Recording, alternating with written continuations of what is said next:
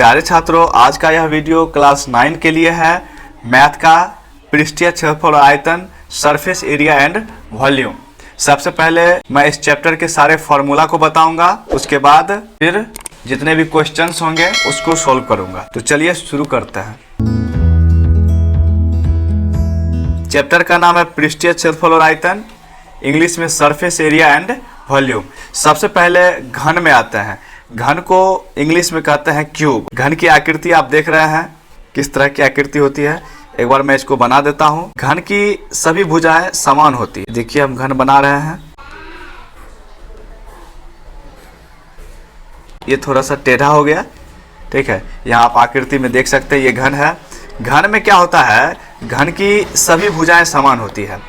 घन में 12 भुजाएं होती है, भुजाओं की संख्या 12, और शीर्ष जो होता है 8 होता है, और घन में जो सतह होते हैं उसकी संख्या होती है 6। तो ये जो देख रहे हैं ये घन की भुजाएं हैं, किनारा है। भुजा को हम किनारा भी कहते हैं। तो वर्टेक्स का मतलब होता है शीर्ष।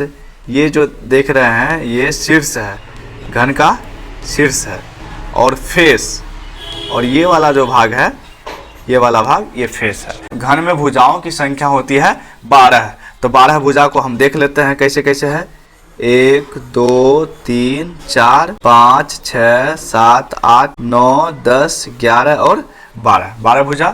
उसके बाद 8 शीर्ष, 1 2 3 4 5 6 7 8, ये 8 शीर्ष हो गया। उसके बाद कुल सतहों की संख्या 6 होती है।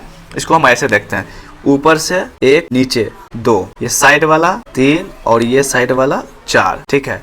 ये पीछे वाला 5 और ये आगे वाला 6। तो इस प्रकार घन में भुजाओं की संख्या 12, शीर्ष की संख्या 8 और सतह की संख्या 6। सतह को हम फेस कहते हैं, भुजा मतलब किनारे को हम एज कहते हैं, और शीर्ष को हम वर्टेक्स कहते हैं। इसका हम लोग महत्वपूर्ण फॉर्मूला देख लेते हैं, महत्वपूर्ण सूत्र देख लेते हैं। इसका पहला सूत्र है, घन का संपूर्ण पृष्ठीय क्षेत्रफल ये होता है 6 गुने भुजा स्क्वायर, ठीक है। घन का संपूर्ण पृष्ठीय क्षेत्रफल 6 गुने भुजा स्क्वायर होता है, क्योंकि घन का प्रत्येक सतह होता है वर्ग, और वर्ग का क्षेत्रफल होता है भुजा स्क्वायर। और घन में 6 सतह होती है, इसलिए 6 गुने भुजा स्क्वायर, मतलब भुजा स्क्वायर गुने 6, अर्थात 6 गुने भुजा स्क्वायर। तो इस तरह से घन का संपूर्ण पृष्ठीय क्षेत्रफल हो जाएगा 6 गुने भुजा स्क्वायर। दूसरा फॉर्मूला है, घन का वक्र या पार्श्व पृष्ठीय क्षेत्रफल ये होता है 4 गुने भुजा स्क्वायर, ठीक है। पार्श्व या वक्र कौन सा भाग होता है, तो घन का ये ऊपर वाला हिस्सा और नीचे वाला हिस्सा, दोनों को हटा देंगे। चारों साइड का जो हिस्सा होगा, चारों साइड का जो हिस्सा होगा उसको हम कहेंगे वक्र या पार्श्व। मतलब कोई मान के रखे घनाकार मकान है, मकान का ऊपर छत और नीचे सतह को छोड़ के जो चारों दीवार लेंगे तो वो हो जाएगा वक्र या पार्श्व। अगर इस तरह की आकृति है तो उसका क्षेत्रफल हो जाएगा 4 इंटू साइड का स्क्वायर, मतलब 4 गुने भुजा का स्क्वायर हो जाएगा। क्योंकि ऊपर और नीचे छोड़ देंगे तो 4 सतह बचेगा। एक सतह का सब सतह वर्गाकार होता है और एक सतह का स्क्वायर भुजा स्क्वायर होता है, तो 4 सतह का स्क्वायर हो जाएगा 4 गुने। उसके बाद तीसरा फॉर्मूला है घन का आयतन, ये होता है भुजा क्यूब। घन का आयतन बराबर होता है भुजा क्यूब। आयतन का मतलब ये हुआ कि ये जो घन दिया हुआ है इसमें हम कितना पानी रख सकते हैं, कितना इसमें दूध डाल सकते हैं, कितना इसमें हवा आ सकती है, ये आयतन हुआ। और इसको निकालने के लिए भुजा क्यूब का सहारा लेना पड़ेगा। अगली आकृति है घनाभ। अगली आकृति है घनाभ। घनाभ को हम देख रहे हैं, ये फेस, फेस का मतलब सतह, एज ये भुजाएं किनारा, और वर्टेक्स का मतलब होता है शीर्ष। तो जिस तरह से घन में भुजाओं की संख्या 12 थी, ठीक उसी प्रकार घनाभ में भी भुजाएं कितनी होगी, 12 होगी। और घन में 8 शीर्ष थे, तो घनाभ में भी शीर्षों की संख्या 8 ही होगा।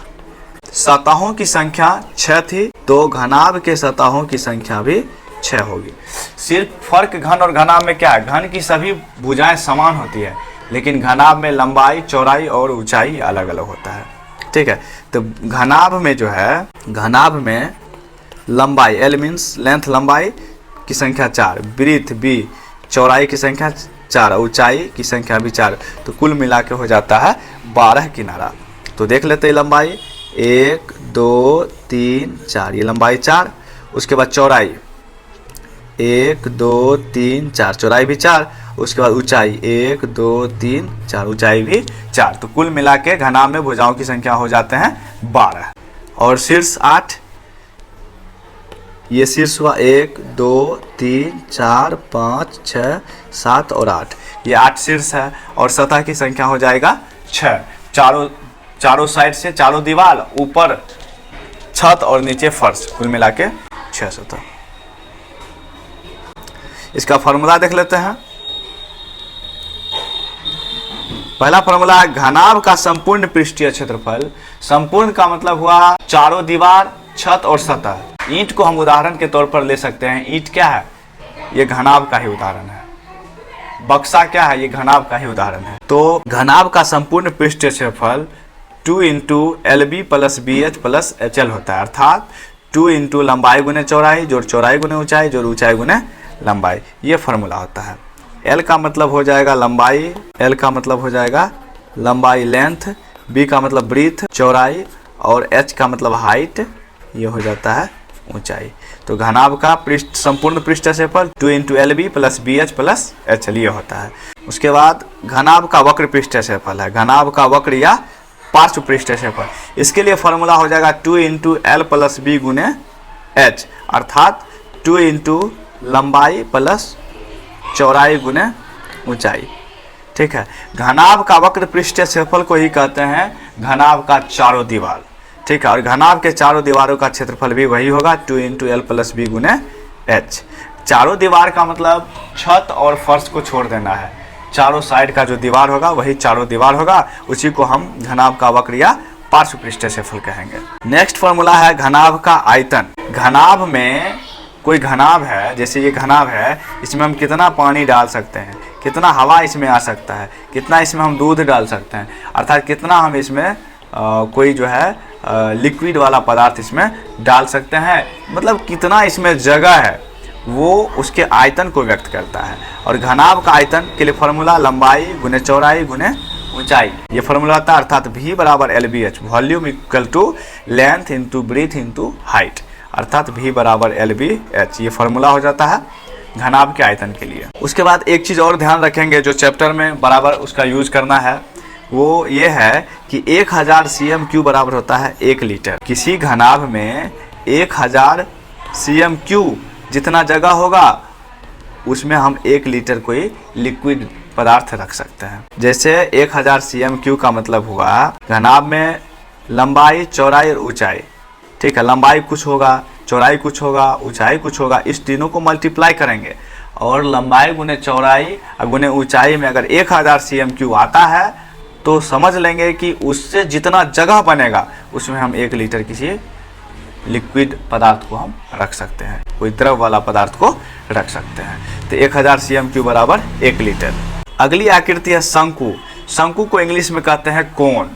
ठीक है। यहाँ आप देख सकते हैं शंकु बना हुआ है। शंकु में ये जो ऊंचाई है इसको हम हाइट कहते हैं, और ये ऊंचाई जो तिरछी ऊंचाई है इसको हम L कहते हैं, तिरछी ऊंचाई को L कहते हैं, लेटरल हाइट। और ये जो देख रहे हैं ये रेडियस है, त्रिज्या है। शंकु का ये जो निचला भाग है ये सर्कुलर होता है, वृत्ताकार होता है।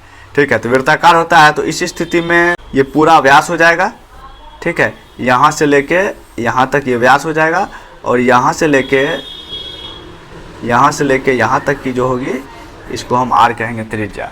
और ये L जो है तिरछी ऊंचाई हो जाएगा, और ये हाइट का मतलब ऊंचाई हो जाएगा। और अगर देखा जाए तो ये एक ट्रिंगल बनता है, त्रिभुज बनता है, वो भी समकोण त्रिभुज। तो समकोण त्रिभुज में क्या होगा, ये कर्ण का काम करेगा और ये लंब का काम करेगा, और ये भुजा है ये आधार का काम करेगा। और पाइथागोरस प्रमेय से हम जानते ही हैं कर्ण बराबर फॉर्मूला होता है कर्ण स्क्वायर बराबर लंब स्क्वायर जोड़ आधार स्क्वायर। तो इसी को फॉलो करते हुए यहाँ पे टाइप 1 में जो है इस फॉर्मूला को बनाया गया है। ठीक है। तो यहाँ एक तरह से कर्ण का स्क्वायर बराबर हो गया लंब स्क्वायर जोड़ आधार स्क्वायर, मतलब L का स्क्वायर बराबर H स्क्वायर जोड़ R स्क्वायर। इसी में स्क्वायर जो है इसको बराबर के उस पार करेंगे तो ये रूट बदल जाएगा, मतलब L बराबर हो जाएगा √H square plus R square. ठीक इसी प्रकार H स्क्वायर निकालेंगे तो L स्क्वायर में से R स्क्वायर घटेगा, अर्थात H बराबर √L square minus R square. ठीक इसी प्रकार R स्क्वायर बराबर होगा L square minus H square. R निकालेंगे तो यही स्क्वायर इधर जाएगा तो रूट बदल जाएगा, √L square minus H square. ठीक है। तो एक बार मैं फिर से बता दूं, L का मतलब होता है लेटरल हाइट, तिरछी ऊंचाई, एच का मतलब हाइट हो जाएगा, ऊंचाई, और आर का मतलब रेडियस, ये हो गया त्रिज्या। टाइप 2 देखते हैं, उसी में शंकु का वक्र पृष्ठीय क्षेत्रफल। पहले एक शंकु बना लेते हैं।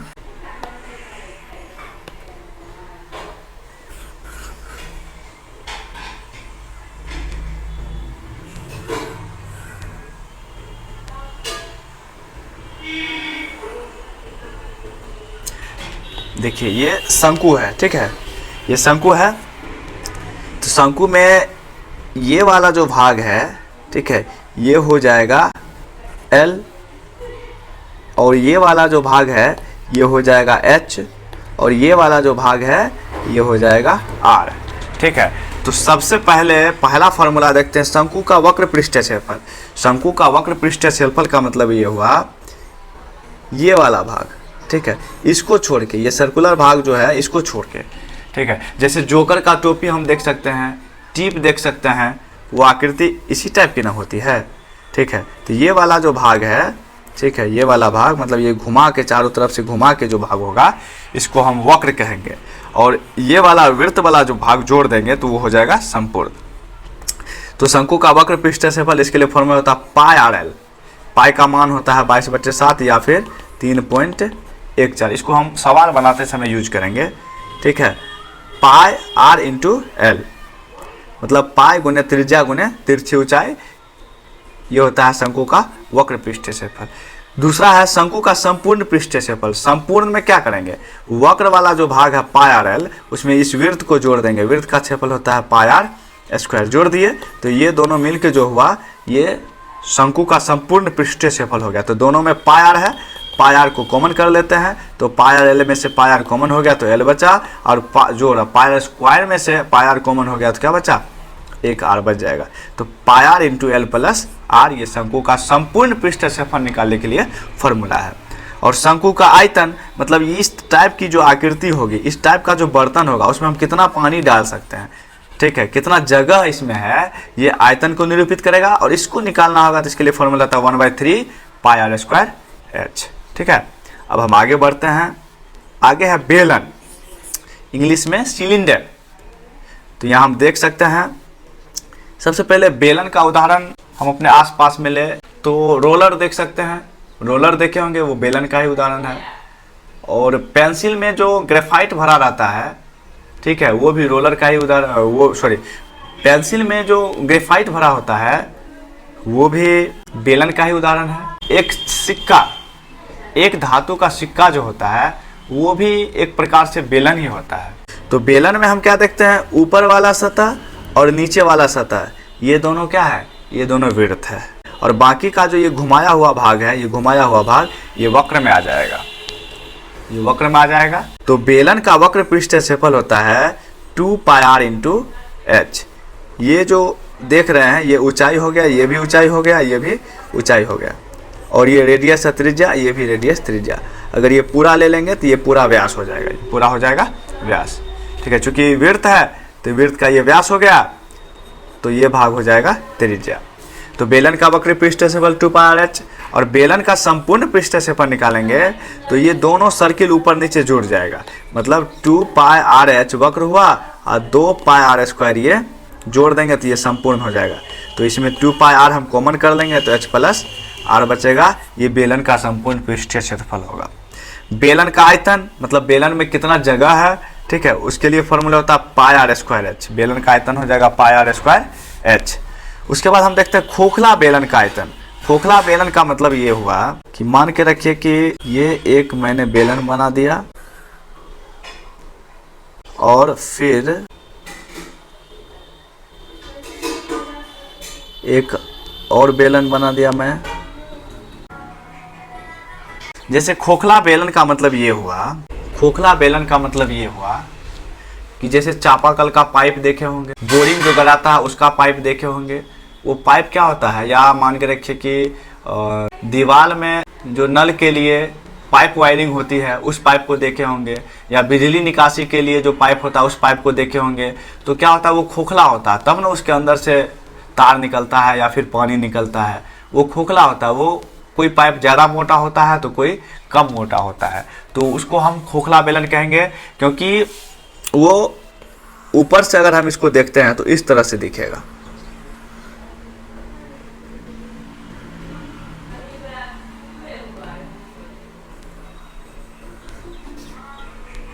ऊपर से अगर हम देखते हैं तो इस टाइप से दिखेगा। तो इस टाइप से अगर हम देखते हैं तो ये जो भाग है ये धातु का होगा या फिर प्लास्टिक होगा, इतना मोटा वाला भाग, ठीक है। तो इसमें ये अंदर वाला त्रिज्या हुआ और ये पूरा ले लेंगे तो ये बाहर का त्रिज्या हो जाएगा। इसको हम आर कहेंगे कैपिटल, इसको हम स्मॉल आर कहेंगे। जैसे ये अगर हम लेते हैं, ये वाला भाग लेते हैं तो ये स्मॉल आर होगा, और ये वाला भाग लेते हैं तो ये कैपिटल आर होगा, ठीक है। तो ये पूरा कैपिटल आर में से स्मॉल आर को हम माइनस कर देंगे तो ये सिर्फ मोटाई बचेगा, ठीक है, ये सिर्फ मोटाई बचेगा। तो खोखला बेलन में यही होता है। तो खोखला बेलन का आयतन बराबर फॉर्मूला हो जाएगा, ये पूरे पाई आर स्क्वायर, ये बड़ा सर्कल में से छोटा सर्कल का एरिया घटा देंगे, और चूंकि ये बेलन है तो इसमें कुछ न कुछ ऊंचाई भी होगी, ऊंचाई होगी तो ऊंचाई से हम गुना कर देंगे, तो ये खोखला बेलन का आयतन हो जाएगा। तो यहाँ पाई आर स्क्वायर में से क्या करेंगे, पाई कॉमन कर लेंगे, तो R square minus R square गुने एच बचेगा। तो फिर जब इसको हम आगे बढ़ाएंगे तो R square minus R square, और ये पाई और एच को गुना करेंगे तो पाई एच हो जाएगा, मतलब pi H into R square minus R square, ठीक है। ये खोखला बेलन का आयतन हो जाएगा। आगे बढ़ते हैं, आगे है गोला। गोला को इंग्लिश में कहते हैं स्फीयर। तो गोला का उदाहरण फुटबॉल, गेंद, ये सब गोला का उदाहरण है। गुल्ली देखे होंगे, खेलने वाला जो गोली होता है वो भी गोला का ही उदाहरण है। गोला में क्या होता है कि इस भाग को देख रहे हैं, ये त्रिज्या है, ये भी त्रिज्या है, ठीक है, और ये पूरा ले लेंगे तो ये व्यास हो जाएगा। तो सूत्र देखते हैं, गोला का पृष्ठीय क्षेत्रफल 4 पाई आर स्क्वायर हो जाएगा और गोला का आयतन 4/3 पाई आर क्यू हो जाएगा। अब आगे बढ़ते हैं, गोलार्ध या अर्धगोला, इसको सेमी स्फीयर कहेंगे या हेमी स्फीयर कहेंगे। गेंद को बीच से काट देंगे, जो आकृति होगा वो क्या होगा, गोलार्ध होगा। कटोरी देखे होंगे, कटोरी भी लगभग अर्धगोला का ही उदाहरण होता है। या फिर फुटबॉल को बीचों बीच काट देंगे तो जो आधा वाला भाग होगा वो अर्धगोला होगा। अगर इस तरह की आकृति है तो उसके लिए फॉर्मूला होगा वक्र या पार्श्व पृष्ठीय क्षेत्रफल, मतलब गोलार्ध या फिर अर्धगोला का वक्र या पार्श्व पृष्ठीय क्षेत्रफल 2 पाई आर स्क्वायर। तो वक्र या पार्श्व में क्या होता है,